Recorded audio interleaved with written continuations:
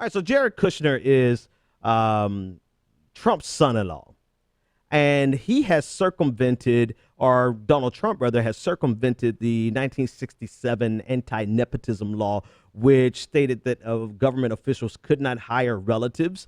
This is great reporting from The Intercept. John Schwartz, he wrote that a 1967 anti-nepotism law states that the government official can't hire relatives, quote, in the agency in which he is serving or over which he exercises jurisdiction or control.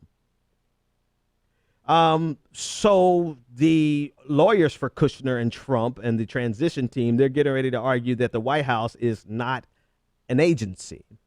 And so because they're going to argue that it's not an agency, Trump can do what he wants in this case.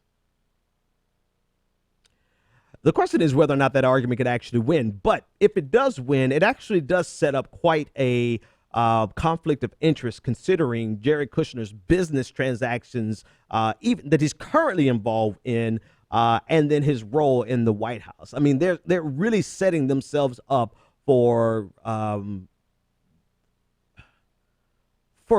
gross ethics violations. Now, this is not something that they're concerned about because they feel like they're above the law and this shit just doesn't apply to them, right? But, you know, some of these rules and regulations are actually there to keep you from destroying yourself.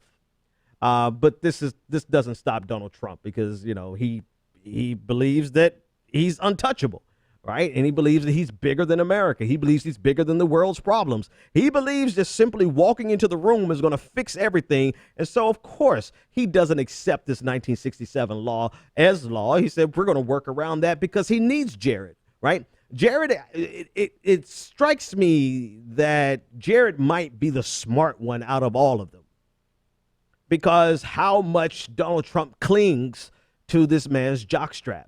I mean, he needs Jared to Jared was trying to get Jared a top secret clearance so that he could read the daily briefings, intelligence briefings. And it occurs to me that Donald Trump really does not have the capacity to actually sit down and do this himself. So, I mean, maybe we should be okay with Jared Kushner getting this position because somebody in the damn White House needs to be reading these intelligence briefings, right?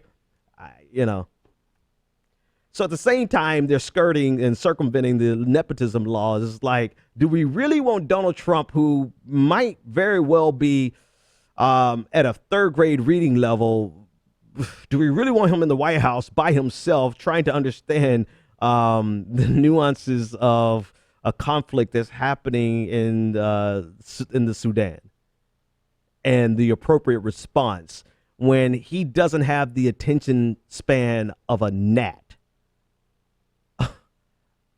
I'm almost to the point where I'm like, if you need Jared Kushner in the White House to not destroy the world, then circumvent the hell out of the nepotism laws, because damn it, we got 4 years to try to survive this imbecile. So let's put all the supporting cast around him to make sure that he doesn't accidentally push the nuke button versus the tweet button. We need some smart people in place, and maybe Jared Kushner is this. Maybe he's the answer. Either that or Jared Kushner is going to be the person who's going to bring Trump down. So either way it goes, put him in there. Put him in.